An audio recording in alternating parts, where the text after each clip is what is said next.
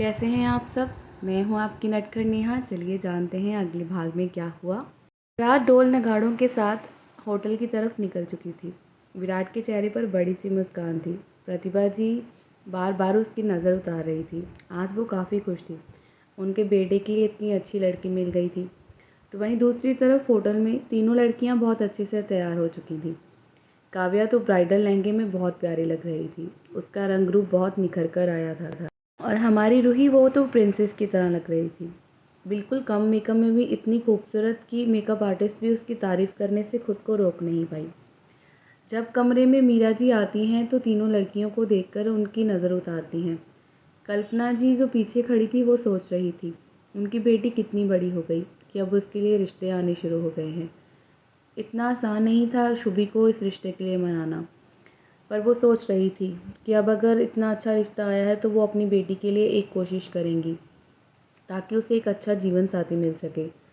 रूही ने आज वही लहंगा पहना जो करण ने उसके लिए पसंद किया था और उसके लिए लेकर आया था, जिसके बारे में पहले किसी को पता ही नहीं चला। सब लोग एक दूसरे के बारे में ही देख रहे थे, बात कर रहे थे कि तभी नीचे से ढोल की आवाज़ आनी शुरू हो जाती है, जिसका मतलब था बारात आ गई। सब लोग नीचे चले जाते हैं। शुभी भी चली गई। इकलौती साली है भाई, जीजा का वेलकम करना तो बनता है ना। अब रूम में सिर्फ 2 जने थे, काव्या और रूही। काव्या ध्यान से रूही की तरफ देख रही थी। ये लड़की इतनी खूबसूरत है कि हर कोई इसका दीवाना बन जाता है। ऊपर से इतनी साफ दिल, खुद से पहले दूसरों के बारे में सोचने वाली। तभी शायद उसके दोनों भाई इससे प्यार कर बैठे और इसके दीवाने बन गए। ऐसी लड़की कौन नहीं चाहेगा अपनी लाइफ में, जो अपने से नहीं दूसरों के बारे में सोचे, जो खुद से पहले दूसरों को प्यार करे। बारात का स्वागत बहुत ही खूबसूरती से हुआ था। मिलने की रस्म हुई, उसके बाद थोड़ी बहुत रस्में जो होती हैं वो की गई। बारात को स्टेज पर ले आया गया। लड़का वहाँ पर स्टेज पर बैठने वाला था तो वहीं पर बाकी सब लोग नीचे लगी कुर्सियों पर बैठ रहे थे। अरेंजमेंट काफ़ी अच्छा था। रिहान तो शुभी को देखे जा रहा था। उसकी नज़र तो लड़की से हट नहीं रही थी। ये लड़की उसके दिल में उतर चुकी थी। कितनी खूबसूरत है, उसने मन में यही सोचा। तो वहीं प्रतिभा जी अपने बेटे की हरकतें देखकर खुद को मुस्कुराने से रोक नहीं पा रही थी। डीजे वाले ने अपना काम शुरू कर दिया था। उसने बहुत अच्छे से गाने बजाने शुरू कर दिए कि तभी पंडित जी कहते हैं कि वरमाला का समय हो गया, लड़की को बुला लीजिए। मीरा जी विवेक और करण और वैभव तीनों को काव्या के रूम में भेज देती हैं अपनी बहन को लाने के लिए। रिवाज था, लड़की को लेने भाई ही जाते हैं। भाइयों ने अपना दिल बहुत स्ट्रॉन्ग कर लिया था। अगर वो अपनी बहन के सामने कमज़ोर पड़े तो फिर काव्या को संभालना बहुत मुश्किल होगा। जैसे ही काव्या के कमरे में गए, खूबसूरत सी लड़की सामने खड़ी थी, लाल कलर के लहंगे में। आज उनकी छोटी सी काव्या बड़ी हो गई थी, शादी की उम्र की। बाद में उनकी नज़र रूही पर भी जाकर रुक गई, जो चुपचाप से अपनी नज़रें झुकाए खड़ी थी। दोनों का दिल शोर करने लगा। करण और विवेक एक टक उसे देख रहे थे कि कितनी खूबसूरत है। काव्या ध्यान से उन दोनों की तरफ देख रही थी। वो सोच रही थी उसके भाई इस लड़की पर कितनी जान लुटाते हैं, पर जब सच सामने आएगा तो क्या होगा। क्या करण और विवेक कभी एक दूसरे के सामने अपने प्यार को एक्सेप्ट कर पाएंगे। काव्या ने अपने दोनों भाइयों का हाथ थाम लिया था। वो उन दोनों के साथ बाहर की ओर जा रही थी कि तभी करण पलटकर रूही का हाथ थाम लेता है, जैसे वो ना चाहता हो कि वो उनके पीछे चले, बल्कि वो चाहता हो वो उनके साथ कदम से कदम मिलाकर उसके साथ चले। रूही ने मुस्कुराकर करण के हाथ को देखा और फिर उसे थाम लिया। विवेक ने अपनी नज़रें चुरा ली। शायद ये नज़ारा उसके दिल को दर्द दे रहा था। वहीं विराट बेसब्री से काव्या के आने का इंतज़ार कर रहा था और रेहान का पूरा ध्यान शुभी पर अटका था, जो अपनी माँ के साथ जाकर आराम से बैठ गई थी। काव्या के नीचे आते ही ढोल फिर से बजना शुरू हो गया था। फूलों की बारिश हो रही थी। बहुत खूबसूरत सी सजावट के बीचों बीच दोनों भाई अपनी बहन का हाथ पकड़े उसे मंडप की ओर ले जा रहे थे, जहाँ उसका दूल्हा उसका इंतज़ार कर रहा था। काव्या के लिए ये नज़ारा बहुत खूबसूरत था। झुकी हुई पलकें थी, धीरे धीरे मुस्कुरा रही थी। ऊपर से फूलों की बारिश और बहुत खूबसूरत सा सॉन्ग लगा हुआ था। विवेक खुद स्टेज से नीचे आ गया था अपनी खूबसूरत सी वाइफ का हाथ थामने के लिए। वहीं डीजे वाले ने खूबसूरत सा गाना प्ले कर दिया, जिसे सुनकर सब लोग मुस्कुरा देते हैं।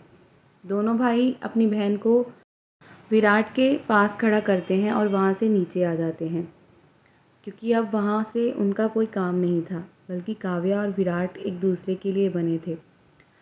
दोनों बहुत ही प्यारे लग रहे थे। दोनों एक दूसरे के आमने सामने खड़े थे। वरमाला की रस्म शुरू हो गई थी। विराट झुककर घुटनों के बल बैठ जाता है। ये देखकर तो हर कोई तालियां बजा रहा था। काव्या बहुत ज़्यादा खुश थी। वो खुद को नसीब वाली लड़की समझ रही थी कि उसे विराट जैसा अच्छा लाइफ पार्टनर मिला, जो उसके सामने अपने घुटनों के बल उसे बैठकर ये बता रहा था कि वो उसके सामने झुककर उसे मोहब्बत करना चाहता है। वो बस उसकी है, वो उसे दिल से प्यार करता है। वरमाला की रस्म के बाद पंडित जी ने फेरों का टाइम कुछ वक्त बाद निकाला। सबने जिद की तो काव्या और विराट ने कपल डांस भी किया। सबके कहने पर काव्या थोड़ा शर्मा रही थी, लेकिन विराट ने बहुत अच्छे से आज डांस किया था। वरना दोनों का डांस माशाअल्लाह क्या ही डांस करते हैं। मैं तो डिस्क्राइब भी नहीं कर सकती, ऐसा डांस करते हैं। करण और रूही साथ में ही खड़े थे। करण का पूरा ध्यान रूही पर था। उसे ये चीज़ बहुत अजीब लग रही थी। कल रूही भी चली जाएगी। 10 दिन बचे थे शादी में। ये सोचकर उसका दिल दर्द कर रहा था। ये लड़की अब उससे थोड़ी भी दूर जाए, ये उससे बर्दाश्त नहीं। उसका तो बस नहीं चल रहा था, वो आज ही शादी कर लेता। लेकिन पंडित जी ने 10 दिन बाद का टाइम निकाला था। जैसे ही सॉन्ग ख़त्म हुआ, डिनर का टाइम हो गया। सब लोगों के लिए खाना लग गया था। बाद में फेरों की रस्म थी, इसीलिए डिनर जो होता है वो फेरों से पहले ही होना था। काव्या को आराम करने के लिए थोड़े वक्त के लिए उसके कमरे में भेज दिया गया था। रूही उसके साथ चली गई। विवेक काव्या को छोड़ने गया। जब वो वापस जा रहा था तो रूही विवेक से बात करने की कोशिश करती है, पर विवेक अवॉइड कर देता है और उसके पास से चला जाता है। काव्या समझ तो रही थी सब कुछ, रूही की उदासी भी, पर वो जानती थी उसका भाई दर्द में है और वो कुछ बोल भी नहीं पा रहा।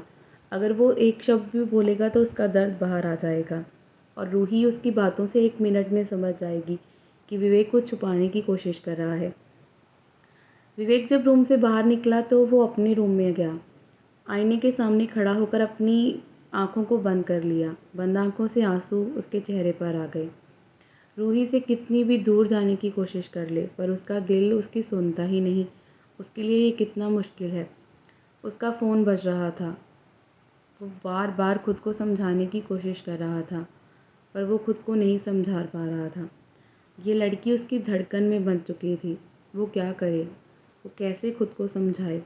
वो खुद को कोस रहा था। उसे रूही को खोने का डर अंदर ही अंदर सता रहा था। नीचे पंडित जी विराट के साथ रस्मों को शुरू कर चुके थे, तो वहीं रेहान काफ़ी देर से शुभी को देखे जा रहा था, जिसने एक भी बार उसे देखा तक नहीं, यहाँ तक कि नोटिस तक नहीं किया। वो शुभी से बात करने का मौका ढूंढ रहा था। ये लड़की ध्यान ही नहीं देती उस पर। असल में हुआ ये था, जब तीनों लड़कियां तैयार हो गई और मीरा जी और काजल जी उन्हें लेने के लिए गए, तो कल्पना जी वहाँ थी। शुभी को देखकर उनकी आंखों में नमी सी आ गई थी और शुभी अपनी माँ को अच्छे से जानती है। वो समझ गई कि उसकी माँ उसकी शादी के बारे में सोच रही है और उनके दिमाग में ऐसा कुछ चल रहा है। इसीलिए पीछे पीछे पता करने निकल गई कि उसकी माँ के दिमाग में कौन सी खिचड़ी पक रही है। वो जानती है उसकी माँ की ज़िंदगी बहुत दर्द में गई है। उसका भाई भी इतना कुछ बर्दाश्त कर चुका है। कल्पना जी बताना भी नहीं चाहती थी, पर ज़िद करके शुभी ने सब कुछ पता कर लिया था और रेहान ने रिश्ता भेजा है, ये बात तो उसे बिल्कुल अच्छी नहीं लगी थी। उसने यहाँ तक कहा था वो कभी शादी नहीं करेगी। उसने पूरी बात सुनी तक नहीं और शादी के लिए मना कर दिया, और वो पूरी शादी में रेहान को अवॉइड करने में लग गई। वो चाहती तो नहीं थी ये करना, पर वो जानबूझकर कर रही थी। रेहान जब भी उसके करीब आने की कोशिश करता तो शुभी उसे इग्नोर मार के वहाँ से परा हो जाती। काव्या के रूम में काव्या चुपचाप से रूही की तरफ देख रही थी, जो खामोशी से बैठी कुछ सोच रही थी, कि तभी रूही की तरफ देखकर वो कहती है, क्या तुम करण भाई से प्यार करती हो? काव्या का ये सवाल थोड़ा हैरानी भरा था। काव्या की बात पर रूही ज़्यादा कुछ तो नहीं कहती, पर मुस्कुरा देती है और फिर कुछ सोचने के बाद कहती है, तुम ये सवाल क्यों कर रही हो? सच कहूँ तो मैं करण जी से प्यार करती हूँ या नहीं मुझे भी नहीं पता। मैं उनके लिए क्या फीलिंग महसूस करती हूँ मैं समझ ही नहीं पाती, क्योंकि उनके साथ रहना मुझे अच्छा लगता है। हमारी केयर करते हैं, ये बहुत अच्छा लगता है।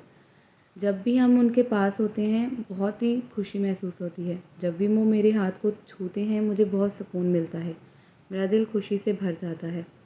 काव्या हल्का सा मुस्कुरा कर कहती है, मेरी झल्ली इसको प्यार करना कहते हैं। तुम करण भाई को चाहने लगी हो, उनके नाम से ही तुम्हारे चेहरे पर खूबसूरत सी मुस्कुराहट आ जाती है।